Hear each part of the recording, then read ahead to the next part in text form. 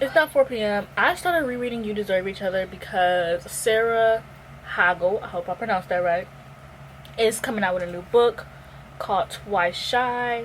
And I just thought about how much I loved You Deserve Each Other. And I don't talk about it enough on my channel.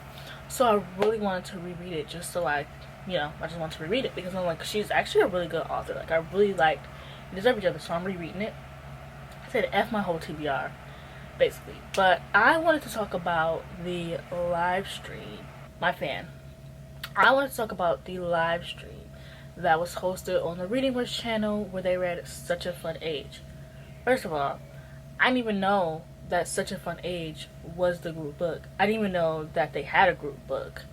So that's an issue within itself. Second of all, I don't have any problems with Ariel or the other host. My issue is just the fact that it seems very performative.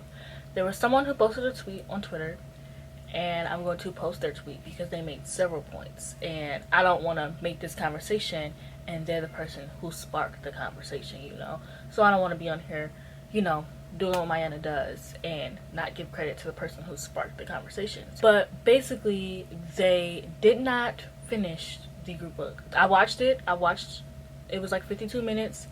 They talk about the book for the first minute or so, laugh about how they didn't complete it, and then they move on to talking about other Reading Rush stuff, which is when I stopped watching it. I just think that it's very performative that they chose this book by a black author for their group book. Didn't announce that there was a group book. It was nowhere to be found, like not on the little pictures that they do, the cute pictures that they do, not on the website, because that's where I didn't watch the video, but I did screenshot the prompts from the website. It wasn't on the website. So I just think it's very performative that they picked this book by a black author and they didn't complete it. Having a group book does put pressure on it, but that's why you make it your first priority. I feel like as a host, you should read the books that you talked about. Like for the Unfriendly Black Hotties, the book that we picked was The Vanishing Half. That was one of the first books I read in July, was The Vanishing Half. Because come live stream, I don't want to be, and the live stream is going to be 2 topics. So come the live stream next Friday, or Friday the 31st, I don't want to be here. The first half is going to be The Vanishing Half, the second half is going to be a spreadsheet book. I don't want to be here in the first half like, yeah, I didn't really read The Vanishing Half. I got about 30 pages into it, and I just couldn't pick up the book. Like, I just feel like, and there's nothing wrong with it. I just feel like picking a book by a black author and then not reading it and then giving a bunch of excuses and like laughing it off. And I just feel like it's very off-putting. And a lot of the things that they've been doing with the Reading Rush has been very off-putting. When they posted their announcement for the Reading Rush on Juneteenth, not a lot of things, just those 2 things. So I'm just not the kind of person who has a problem with speaking about things that don't sit well with me. I don't have a problem with talking about things about people that I admire. So like one of my faves does something wrong, I'm not gonna not call them out, because if I'm hurt by it or other people POC are hurt by it, I'm gonna say something. Like, I just have no trouble with that. And this is not me being a bully or picking on anyone or starting drama. I just want to point out the fact that I don't think that was right, and it put a bad taste in my mouth for the Reading Rush. And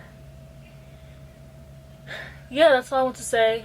I'm gonna go back to reading You Deserve Each Other and not reading all the other 80 books that I've been reading this whole time. I feel completely drained. I wasn't even gonna vlog today, but I was like, I guess I should. Maybe I can talk about that. If you hear noise in the background, my god brother is here. So him and my brother are back on their video game stuff. I forgot to mention that you guys should definitely follow the Hotties. Our Twitter account is The Black Hotties. This is why we started our group. The Hotties had already been established, but this is why we started like our book club. Because we were on FaceTime one day and we were like, yo, we were talking about all these books, and one specifically was talking about the second book in the Children of Blood and Bone. And I was saying how like I didn't really hear too good things about it. Actually, I didn't hear much about it, and I assumed it was because it was the second book in the series. People be like, "Yeah, I like this book, 5 stars," or like basically that was it. And they were all non-black people. But Tahira went in and she told me all the things that she loved about it. She was saying that it had like, I haven't read it, so she's like, yeah, I just really liked how Zilly went from acting like this to acting like that, and I completely see how it act like that. And she was like equating things to like things in black culture. And then we were talking about the 5th season, and Aaron and Monet had read it, and they were talking about all the things that they loved about it. And I was like, yo, isn't it crazy how like books that are read by non-black people are never reviewed in the way that it should be reviewed, or like they never touch on things that'll like make people actually want to read it. They're just like, yeah, I like this book and I like this and this about the book.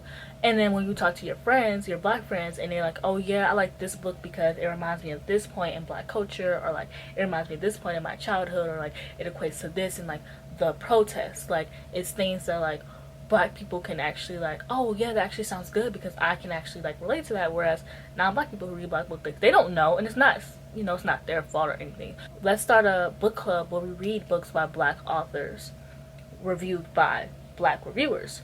So that's where we're starting. And July 31st we're going to be talking about The Vanishing Half and our spreadsheet book, which our spreadsheet book is basically this thing that we started where we put a good book and a bad book on the spreadsheet, and then you're supposed to use a number generator and read that book and post a vlog on it.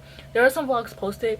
Everyone's going to be scrambling to post their vlogs this week. I can already feel like y'all about to get like an influx of like vlogs within the next few weeks. So the first half will be The Vanishing Half, and then the second half will be the spreadsheet book. And then in August we'll be reading, ironically, Such a Fun Age. It was something we had decided on Zoom like days ago. Like we had decided that earlier this week. And we were all shook when we found out that that was the group book for the Reading Rush, like literally today.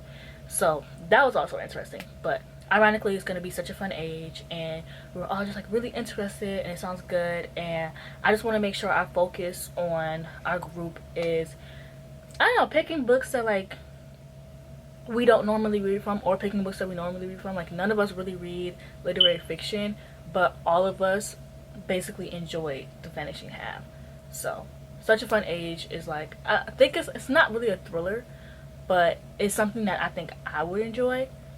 So I can't wait to read that. My book should actually be getting here today. It'll probably get here tomorrow though, because like it's already past 5, and like I know my Amazon, if they don't deliver something before like 6 o'clock, it's not getting here. So yeah,